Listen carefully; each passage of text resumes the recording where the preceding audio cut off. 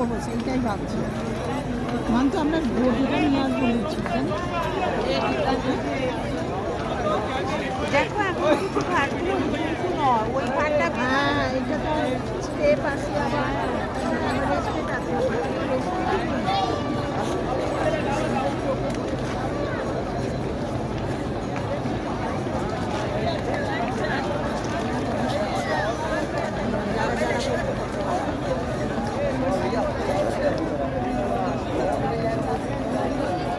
Last में एक बार last में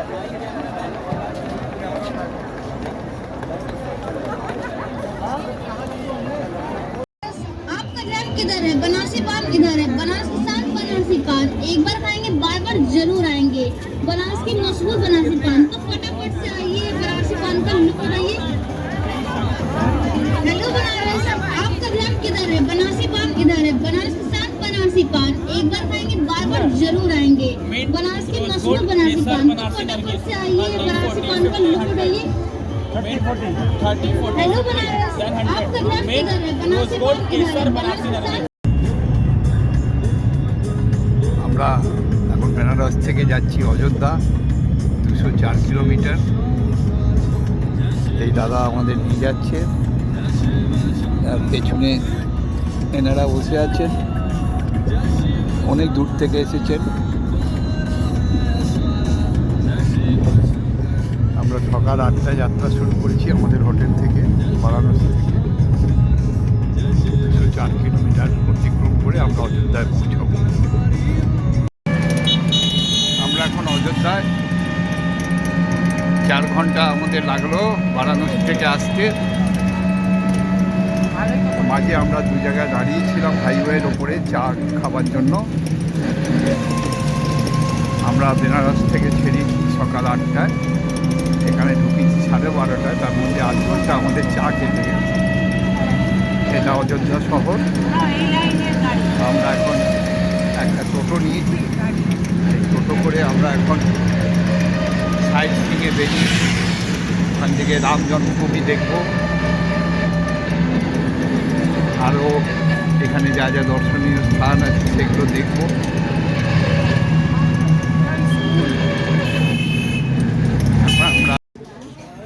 আমরা এখন সরজু নদী দেখতে এসেছি, সামনেই নদী। অযোধ্যা এসে সরজু নদী দর্শন করতেই হয়। এই হচ্ছে সরজু নদী, বেশ চওড়া। দূরে একটা ব্রিজও দেখা যাচ্ছে।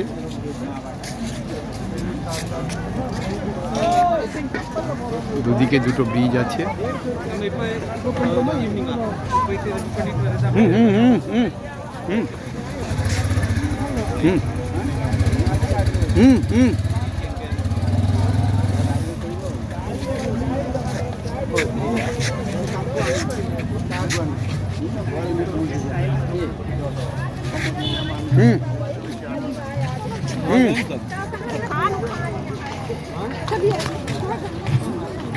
चलो बाबा चंदन, बाबा चंदन बहुत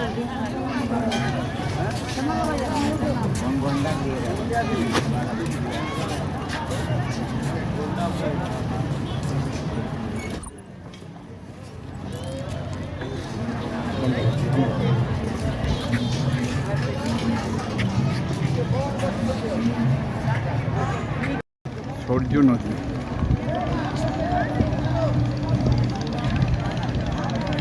এখানে এসে লোকে স্নান করে, কিন্তু আমাদের স্নান করার উপায় নেই বলে আমরা জল মাথায় নিলাম। ভগবান সবাই ভালো করুক। বেশ চওড়া নদী, দুপাশে দুটো ব্রিজ আছে। অযোধ্যায় এসে সরজু নদী জল স্পর্শ করা খুব পুণ্যের কথা।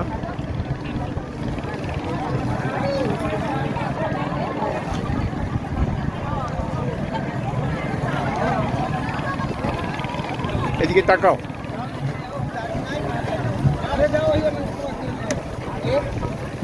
তাকাও। সরজু নদীতে নেবে মাথায় জল দিচ্ছে।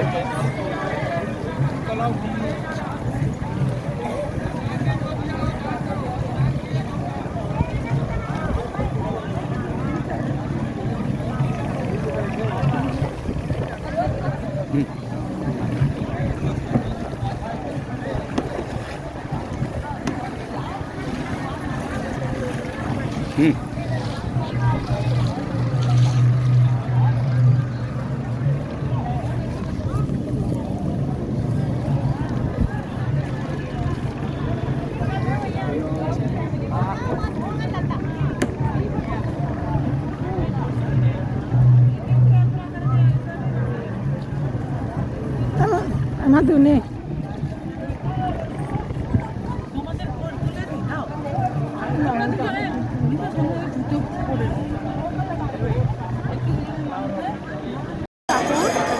হনুমানগড়ি মন্দির অযোধ্যা, সেখানে যাওয়ার জন্য মানুষ লাইন দিয়েছে। জানি না এরা কখন পৌঁছবে, কিভাবে পৌঁছবে। এবং হ্যাঁ, এখানেই দর্শন করে লোকে মূল রাম মন্দির যেটা নতুন হয়েছে সেখানে যায়। বিশাল লাইন।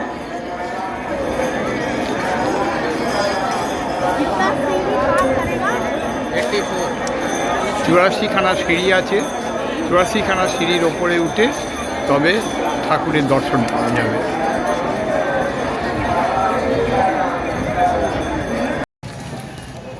এই হচ্ছে রাম মন্দির যাওয়ার রাস্তা। এখনও প্রচুর কাজ চলছে, সামনে মেলাও আছে এখানে, কিন্তু ওখানে ক্যামেরা নিয়ে যাওয়া বন্ধ, মোবাইল নিয়ে যাওয়া বন্ধ, লকারে রেখে যেতে হবে। আমরা রাম মন্দির দর্শন করে এখন আমরা ফিরে যাচ্ছি আমাদের গাড়ির কাছে। মন্দিরে ঢুকতে গেলে সব কিছু রেখে যেতে হবে, কিছু নিয়ে যাওয়া যাবে না। তবে যারা বয়স্ক লোক আসবেন, এখানে হুইল চেয়ার পাওয়া যায়, কারণ মন্দির অবধি যেতে দেয় না কোনো গাড়িকেই। সেই হুইল চেয়ার আপনার 150 টাকা ভাড়া নেবে। তার সঙ্গে একজন এমনি হেঁটে গেলে ওরা স্পেশাল গেট দিয়ে ঢুকিয়ে আপনাকে দর্শন করিয়ে দেবে। এই হচ্ছে মেন রাম মন্দিরের গেট। দূরে ধনুক দেখা যাচ্ছে।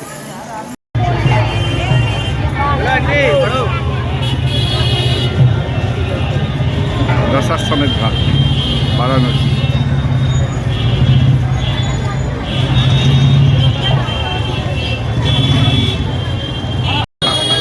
এটা বাবা কাশী বিশ্বনাথ মন্দিরের 1 নম্বর গেট।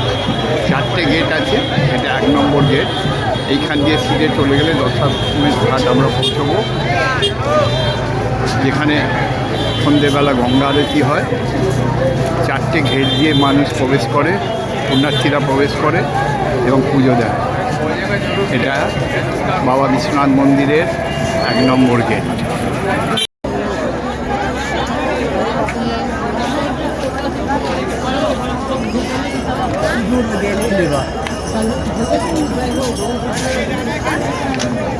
দশাশ্বমেধ ঘাট, এখানে আরতি হয়।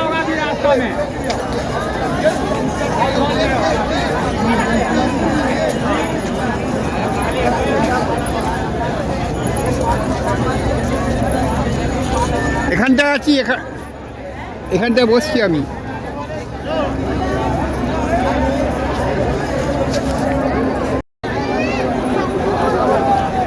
গঙ্গা জলের স্পর্শ নিতে যাচ্ছি এখন।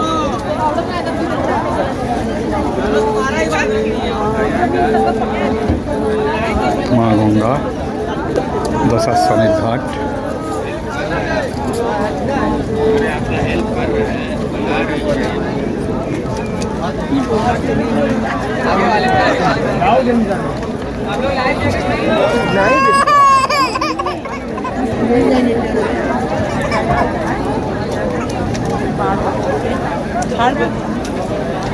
ওইখানটা ছাড়ছে।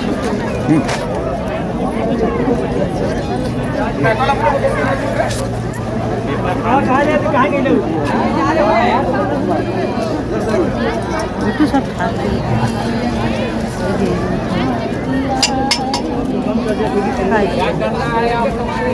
बोलिए भाई, आइए था मेरा बोर्ड है एक किनारे। छोटा बोर्ड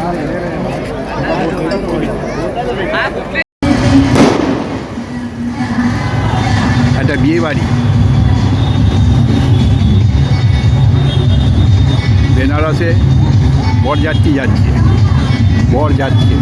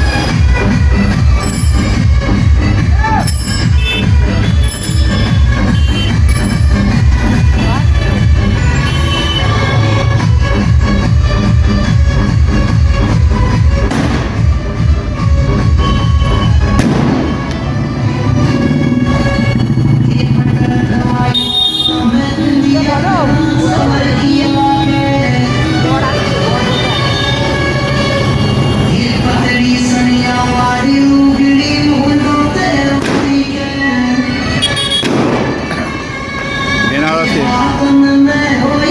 বরযাত্রী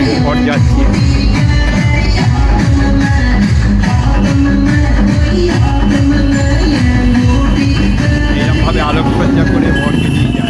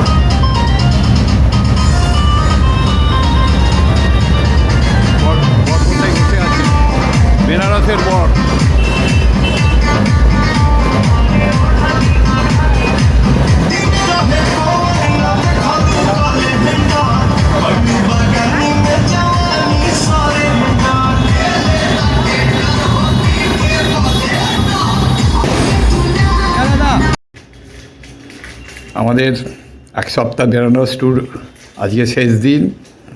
আমাদের বাক্স টাক্স সব গুছানো হয়ে গেছে, এখন ফেরার পালা। খুব ভালো ঘুরলাম। জয় বাবা বিশ্বনাথ। বেনারস স্টেশন।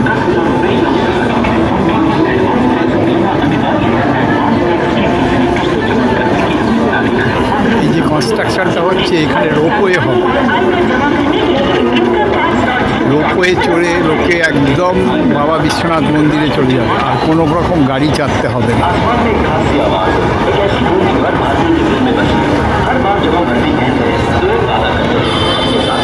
বেনারস স্টেশন।